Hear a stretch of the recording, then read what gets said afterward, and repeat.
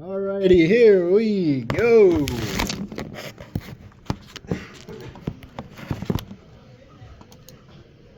Alright, today we've been discussing journals, how to journalize entries. Today we're going to talk about what comes next, which is posting those to a general ledger. So basically is going to be, hey Michaela, can you grab one of the papers right there? Right here? Yeah, this one right here. Oh. Peyton, I put one on your desk. General ledger. Journal basically is the entire month, right? It has all the accounts, supplies, accounts receivable, accounts payable. General ledger is going to look at those accounts individually, okay?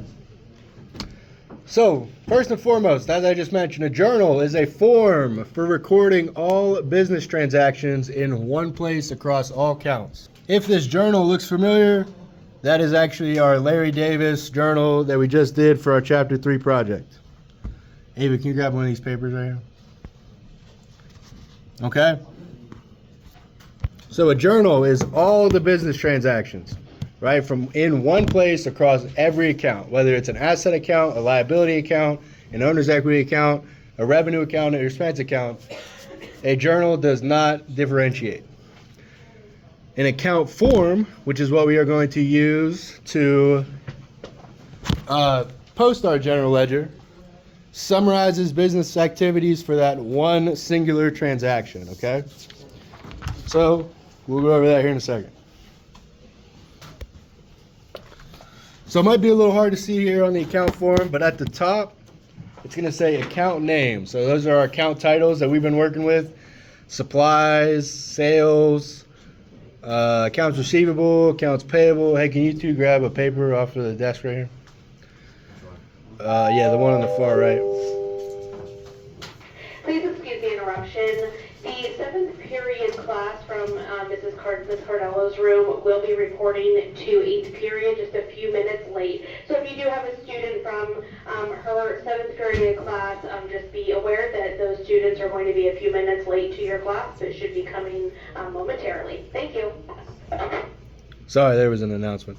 Okay, so you'll see there at the top it says account name. Then there's a spot for an account number, which we're about to go over here. You're going to have the date, whether you post-repped it or not, and then we'll discuss the other two debits and credits. Okay, so a chart of accounts. We should be kind of familiar with this when we did those problems out of the book. At the top of the problem, it had all the different account names, right?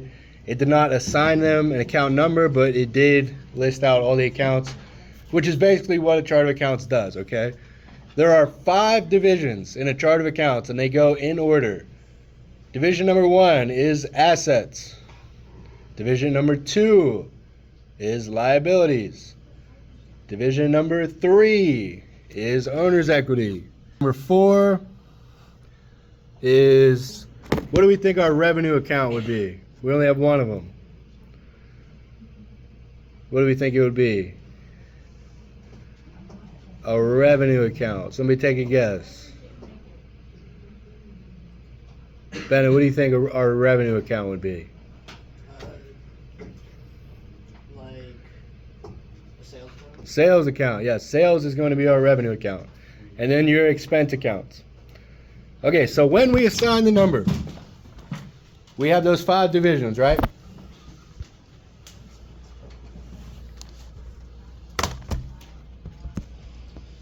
All right, so let's say we have cash, accounts receivable,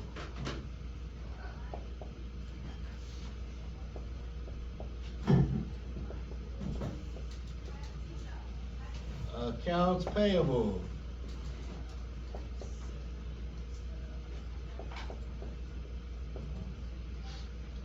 supplies,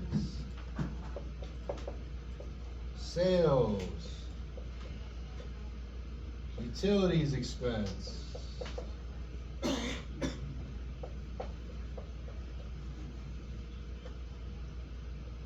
rent expense,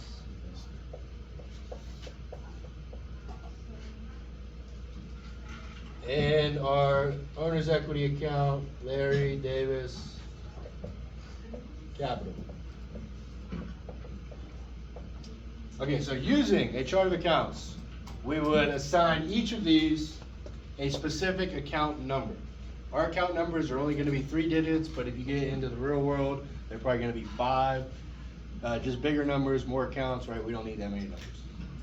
So if our divisions go 1 assets, 2 liabilities, 3 owner's equity, 4 revenues, 5 expenses, we assign it a 3-digit number. The first digit indicates which division it is in.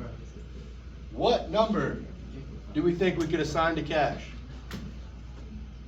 First, we got to identify what is cash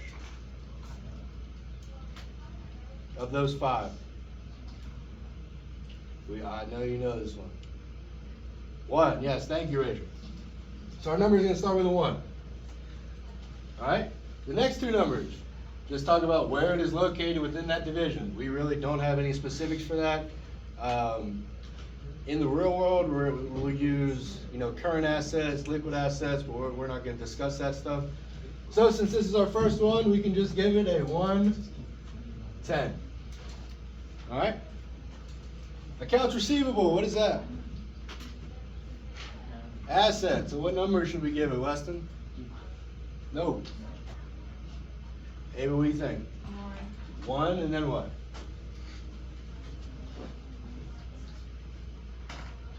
Anything. 120? Sure. Okay, accounts payable. What is that? Liability. So we're going to give it a what?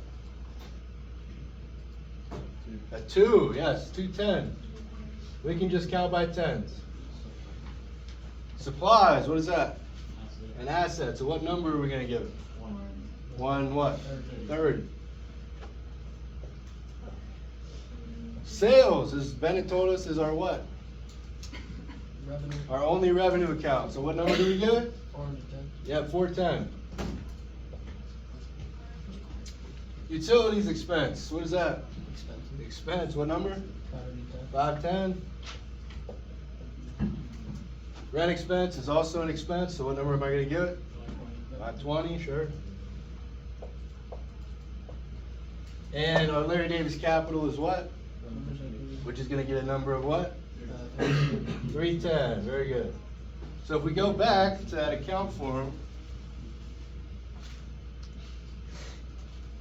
those account titles would go here, and the account number will go here. It just helps keep all your stuff organized and in one spot. All right. Here's an example straight out of your book again of a chart of accounts. We have our 100 assets, 200 liabilities, 300 owner's equity, 400 revenue, and 500 expenses. I know this is hard to read, but we have cash, petty cash, our accounts receivable, supplies, prepaid insurance, liabilities. We have accounts payables, owner's equity, our capital accounts. Yeah, does that make sense? Yeah. So that is the first part of chapter 4. What? Oh. Elaine, you good? I thought you said something. What? Okay, what are you confused about? Well, okay, what do you got? Okay. So you have division 1, 2, 3, 4, and 5 listed down? Yep. Okay, so if it's an asset, what number are we going to assign it? Like if we have cash as an account. Oh no, I know that. Okay, what don't you know? But I don't have, am I supposed to write stuff on like any of these? Yeah, the top 3 we went over here. I'll double back for you. So a journal, somebody tell me, what does a journal do? Tracks our So a journal, Elena, tracks all business transactions across all accounts. All transactions, all accounts. Whereas a general ledger is only going to track transactions for specific accounts.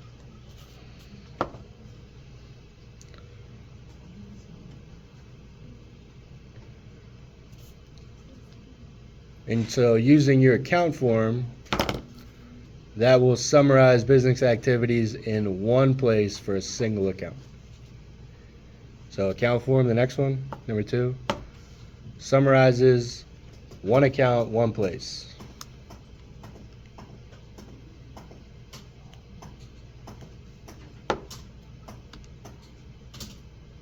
All right, you good? Okay. All right, now let's talk about a ledger versus a general ledger. A ledger is simply a group of accounts. A group of accounts is what a ledger is.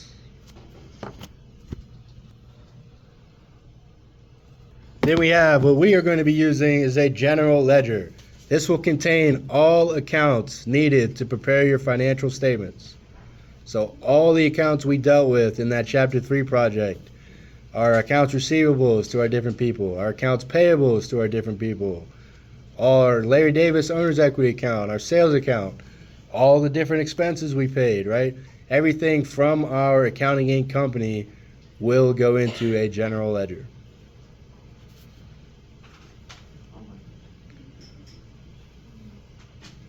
So a journal, all transactions across all accounts. A general ledger has all the accounts, but they are individually tracked. Those transactions are individually tracked. We good there? Okay, so to open an account or to use an account form, all you do is you write the account title and the account number, and bang, you open the account.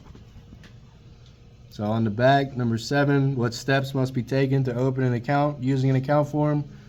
All you gotta do is write the account name and the account number.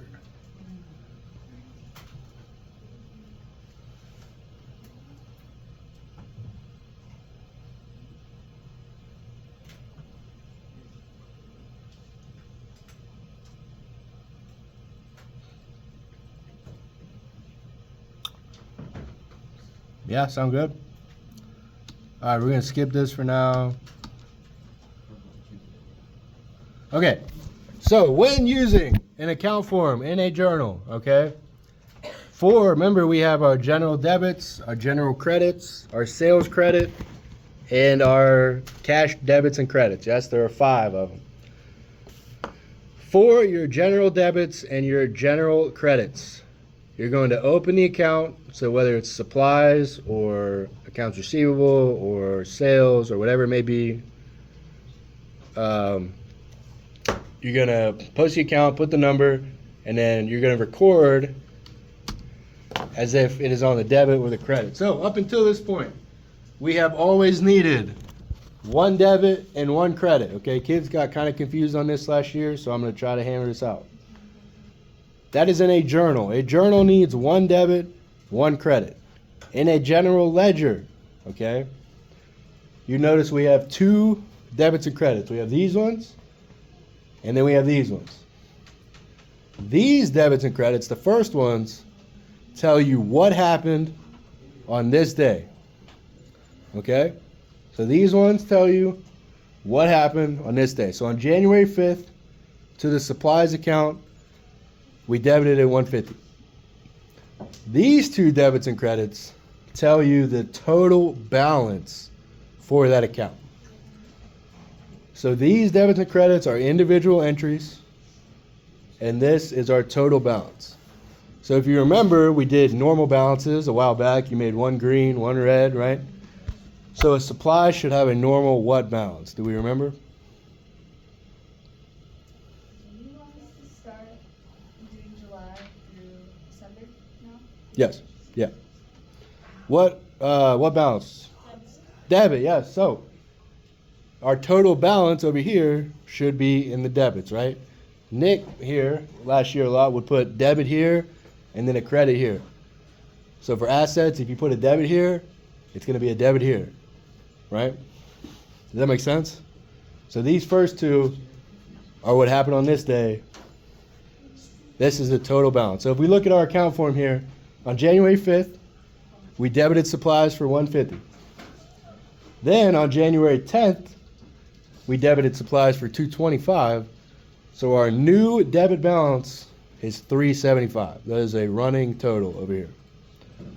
Then on January 12th, debited it for $300. We now have $675. And on January 14th, we debited it for $400.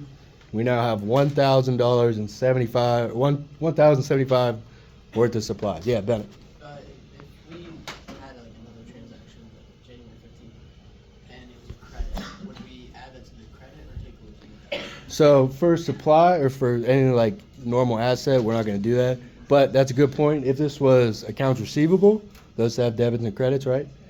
You would post a credit here, and then this would subtract. Okay. So the debit, since this is a total balance, right? So let's say we credited for $100 or $75. Okay? So on January 15th, we credited for $75, which would give us what? 175? Just 75. Oh, so $1,000. $1,000, yeah. Did that make sense? We're about to go over that here, and then, but. Okay, so what Bennett was talking about, oh, just kidding. This is just another one. This is your capital account. Capital accounts, owner's equity accounts have normal what balances? Credit, yep. So we see on January 6th, we credited $1,200. So now have a $1,200 credit balance. On January 10th, we credited for $2,000 more, so we now have $3,200. So to Bennett's point, what if we did an owner's withdrawal on the next day for $500? What do we think that would look like? What would we do here? So we'd 15. Would we put 500 debit or credit? Debit, because it's gonna be an owner's withdrawal, right? Because these ones are individual days. So if we debited it for 500, what's that gonna do over here? A credit of what? So on January 15th, we're going to debit this account for $500, and we have a current credit balance of $5,500.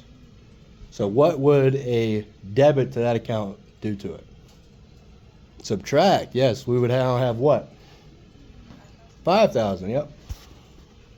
Does that make sense? Okay, so we have two special amount columns, okay? So there were 5 columns, right? General debits, general credits, cash debits, cash credits. There's actually 3 columns, but 2 accounts. In our account forms, cash and sales are posted differently than all your other accounts.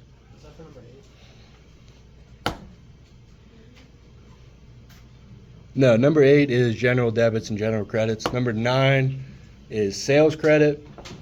Wait, what's Number number 8? 8 is general debits and general credits. Which 2 columns from the journal are posted as separate amounts? That just means individual transactions.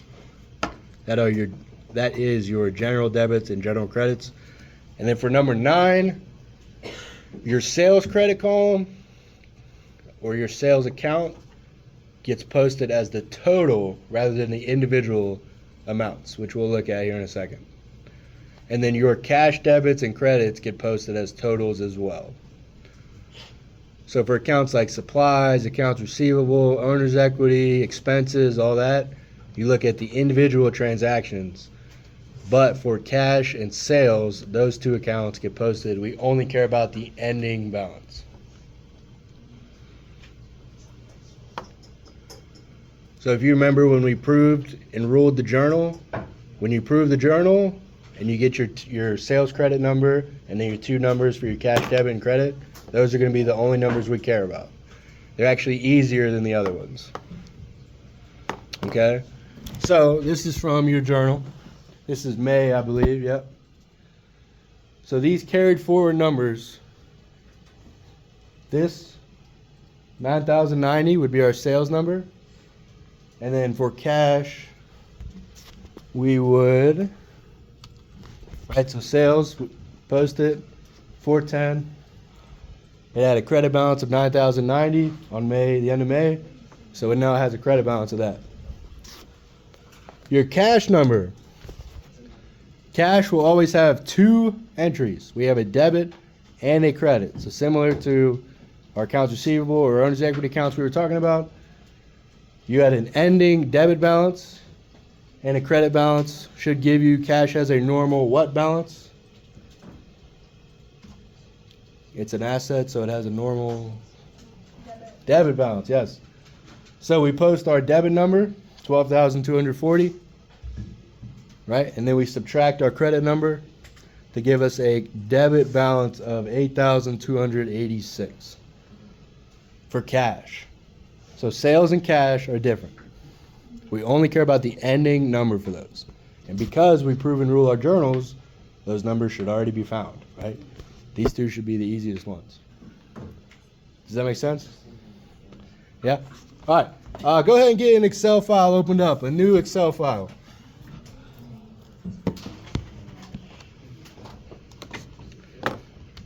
And then while you're at it, get your Chapter 3 journal pulled up as well.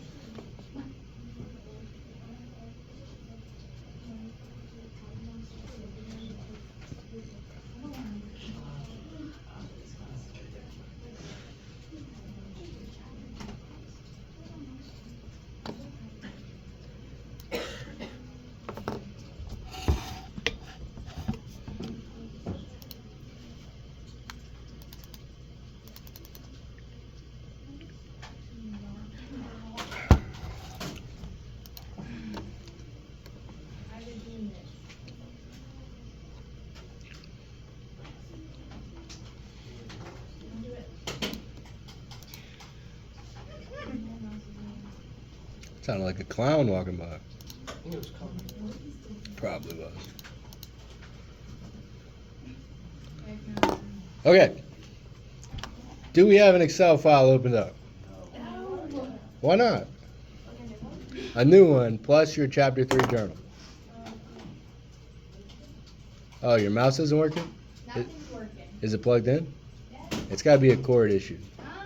It has to be a cord issue. No, nothing is working. That's what I'm saying. It's probably unplugged. Wiggle the cords on the back. Okay, on your account or on your new Excel file, I want you to merge A1 to E1. Then you're going to name that account name with a colon. A1 to E1, merge it. Wait.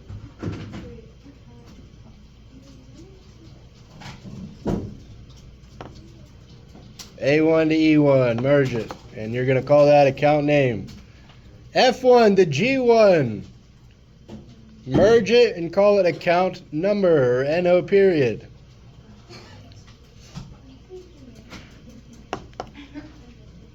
A2 and A3, merge it, call it date. A2 and A3, merge it and call it date. B2 and B3, merge it and call it item. We won't get into that, but it's a part of the account form in the book, so we're going to use it.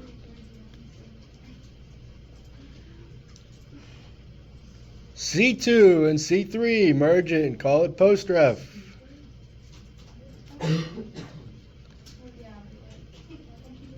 D2 and D3, merge it, call it debit.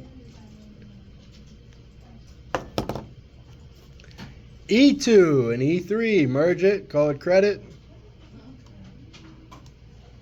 Alright, then you were going to merge F2 and G2. F2 and G2. Name that balance. Then you're going to merge F3 and G3 and call that debit and credit.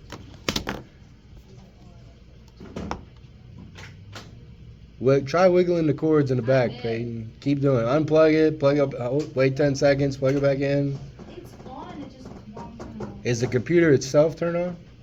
Like the big black thing? No, they're both on. The screen just went off. Okay, then it's the connector in the back to the unplug the monitor, wait 10 seconds, plug it back in. All right, before we put any information in this, if I was you, this is what I would do. Highlight it. Copy and paste it. Do this several times. Let's say, let's go 10 for now.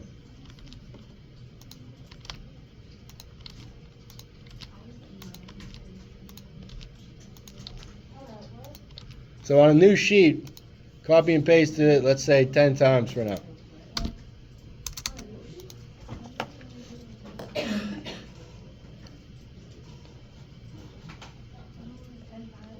Yep, just to save us some time later. So we only have to format it once.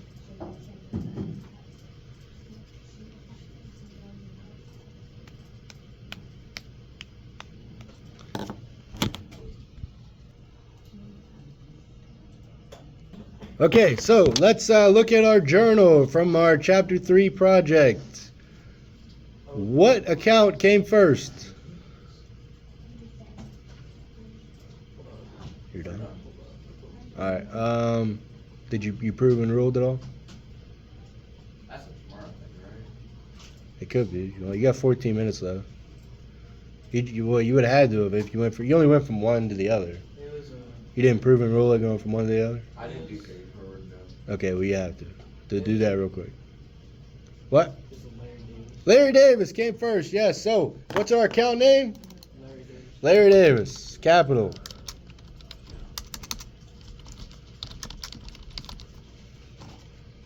What account number do we want to give Larry Davis?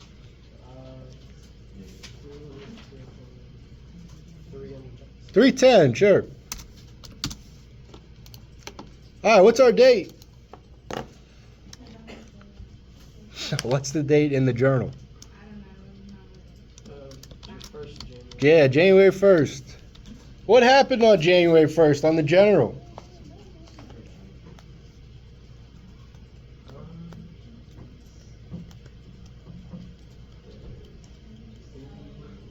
Credited $5,000. Yeah, we credited $5,000. So on January 1st, we credited $5,000.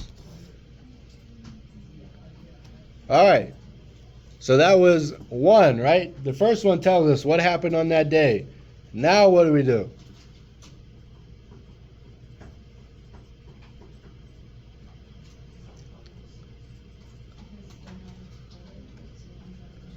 We put that in the credit. Yes, it goes in the credit still. You do not need one debit, one credit in the ledger. All right, let's scan our journal and look for our next Larry Davis entry.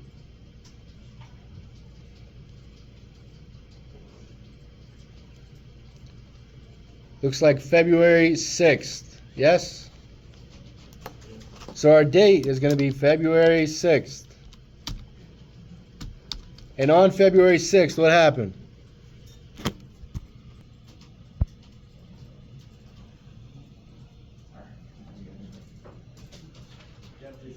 $200, yes.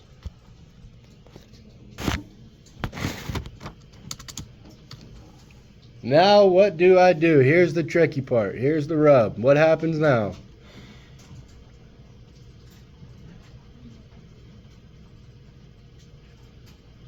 We subtract. You subtract, yep. Do I put it in the debit or the credit side? The credit side still, yes. 4,800.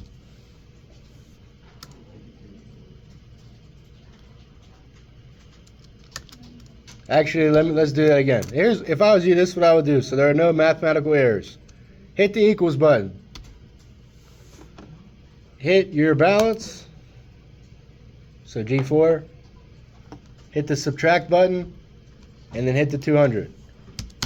That way, as we move forward and we get more and more entries, it will be less likely for you to make a mathematical error. We can leave the math up to Excel. All right, let's look for our next Larry Davis entry. Looks like the 15th of February, yes? Yeah. What happened on that day?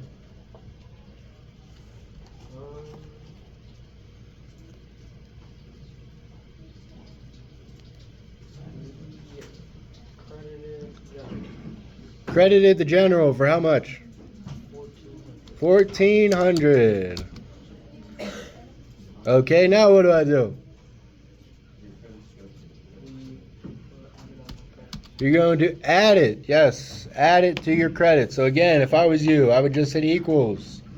Take your last number, hit the plus button, and hit the new number. So you see how the left debits and credits, or the first debits and credits, are simply what happened on those days. And then at the end one where it says balance, that is our total balance for that account. All right, let's look for Larry Davis again.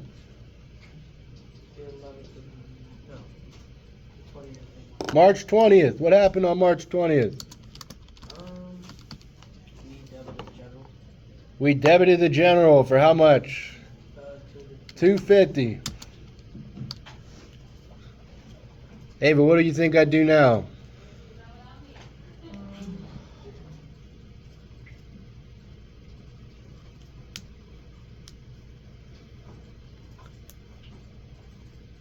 You subtract it, yes.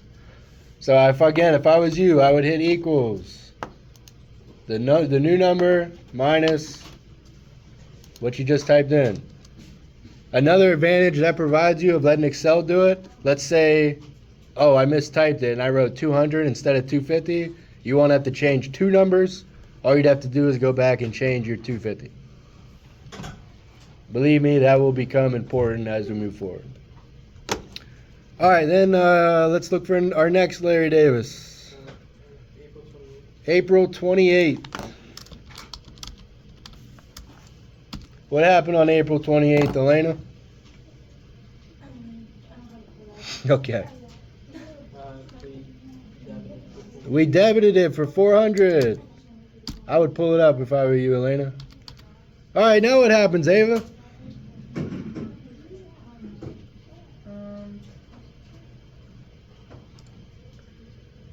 We just debited Larry Davis for 400 on April 28th. What is that going to do to our ending balance?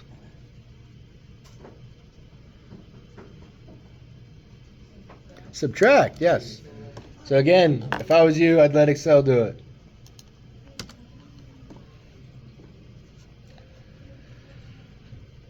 All right, and we got one more Larry Davis entry, May 11th.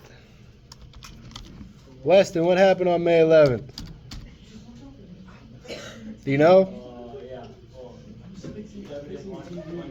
Debited it for 150. What's that going to do to my total? Subtract, yes.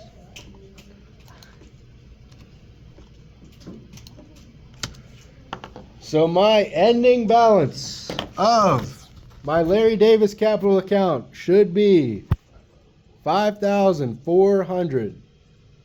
So across our entire Chapter 3 project, every time Larry Davis Capital was affected, right, we noticed we had individual entries all in one place for one transaction, or I'm sorry, all transactions in one place for one account. So do we see how this differs from a journal? A journal is all the transactions for all accounts. This is one account, all the transactions. Yeah? Okay, let's do cash. So go to sheet 2.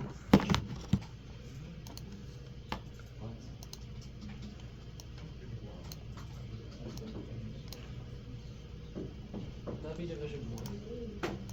Yes. What number are we going to give cash? Bennett says 1. Do we agree? Yes, I agree. 110. Okay, what's different about cash?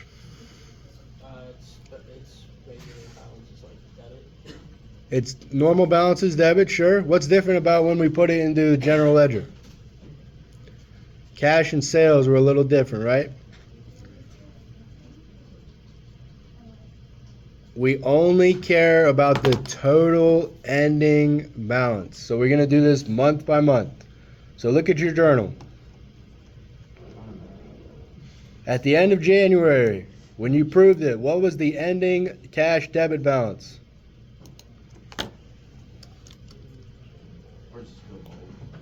when you proved it. I know you did this, Elena. I helped you with it. I already need them. Repeat your The ending debit balance when you proved your journal in January. What was it for your cash? What was the number? Bennett, what was the number? 6,200. 6,200. So as of January 31, we had a debit balance of 6,200, which is going to give us a debit balance of 6,200.